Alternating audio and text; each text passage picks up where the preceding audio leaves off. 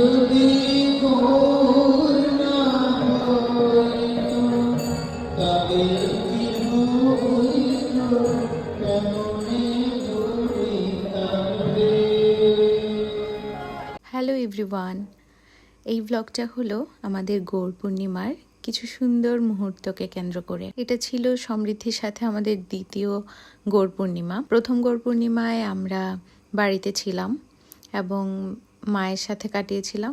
বাবা তখন ইন্ডিয়াতে ছিল, মায়াপুরে নবদ্বীপে পালন করেছিল গৌর পূর্ণিমা। তো এই বছর আমরা নোয়াখালীতে যেহেতু আছি, তাই ভার্সিটির মন্দিরেই গিয়েছিলাম এবং বিশেষ করে আমরা আমাদের যে কোনো ধর্মীয় অনুষ্ঠানগুলোতেই নোয়াখালী থাকলে ভার্সিটির মন্দিরেই বেশিরভাগ যাওয়া হয়।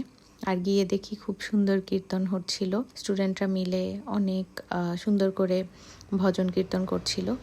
আর সমৃদ্ধি তো ওখানে গেলে সবার এত আদর পায়, কিন্তু আফসোস হলো সে কারো কোলেই যেতে চায় না। তো সবাই এসে দেখা যায় যে ওকে আদর করেই চলে যায়। আর এই দৃশ্যটা হলো, ও এই যে গুটি গুটি পায়ে ওইদিকে কেন যাচ্ছে জানেন? খাওয়ার জন্য। কারণ আমরা দুপুরের দিকে মন্দিরে যাই একটা তিথিতে আবির দিতে হবে এরকম কিছু মনে করে, তাই সমৃদ্ধির খাবারটা মন্দিরে নিয়ে যাই। ও তখন খিচুড়ি খেত, আর আমি খিচুড়ি সব সময় নিরামিষই রান্না করতাম। তো যাই হোক, ওখানে যাওয়ার পর ও ওর মতো খেয়ে নিচ্ছিল, ওর বাবা খাইয়ে দিচ্ছিল, আর আমি বসে বসে কীর্তন শুনছিলাম।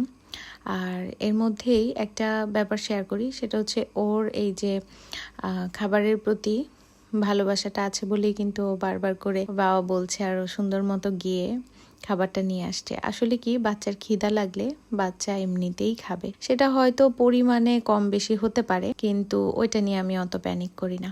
যাই হোক, ও খাওয়া শেষে ও সুন্দর করে, মানে বিষয়টা এরকম যে কাজ করে খাও সে তার নিজের কাজ নিজে করছে, নিজের বক্সটা এনে মাকে দিয়ে দিল, আর খুব খুশিও হলো নিজের কাজটা নিজে করে।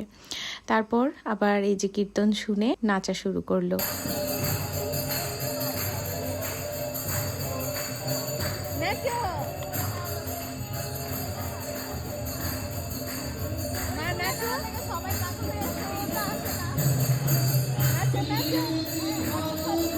আর তারপর আমরা যাই ইফতার পার্টিতে, মানে সে সময় রোজার মাস চলছিল, তো ওদের ডিপার্টমেন্টের ইফতার ছিল মাঠে। তো আমরা জাস্ট দেখা করতে যাই, কারণ আমরা দুজনই উপবাস ছিলাম, তো সেজন্য জাস্ট দেখা করতে গিয়েছিলাম সবার সাথে। আর সমৃদ্ধি ওখানে গিয়ে এই যে মাঠের মধ্যে খেলছিল, আর হাতে বালি লেগে যাওয়াতে সে বাবাকে বলছে, বাবা ময়লা ময়লা, মানে যতক্ষণ না তার হাত ক্লিন করে দিবে সে এভাবেই বলতেই থাকবে। আর ওর বাবা যখন থাকবে তখন আসলে কোনো কিছুর জন্য ও আর আমাকে খোঁজে না, সে তার বাবাকেই বলবে সব কিছুতে।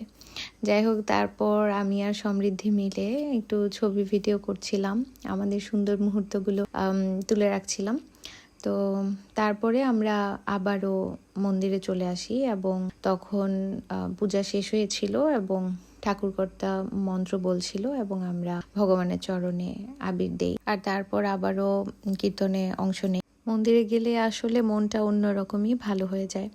এই যে সঞ্জয় স্যার তখন কীর্তন করছিলেন এবং এত সুন্দর উনি ভজন কীর্তন করেন, আর যে হারমোনিয়াম বাজিয়ে ভজন করছে ওর কণ্ঠ এত সুন্দর, ওর ভজন এত সুন্দর হয়। আপনারা হয়তো ভিডিওর শুরুতে একটু শুনেছেন।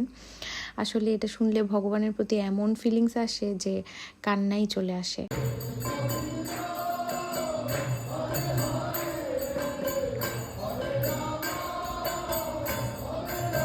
আর তারপর ভজন পূজা সবকিছু শেষে এই যে সবাই সবাইকে আবির মাখছিল, তো আমরা তিনজনই তিনজনকে আবির দিয়েছি, আর বাকি সবাই যে রং নিয়ে খেলছিল সেটা উপভোগ করেছি। সমৃদ্ধিও খুব আনন্দ পেয়েছে এবং শেষের দিকে সে কয়েকজনের কোলেও যাচ্ছিল।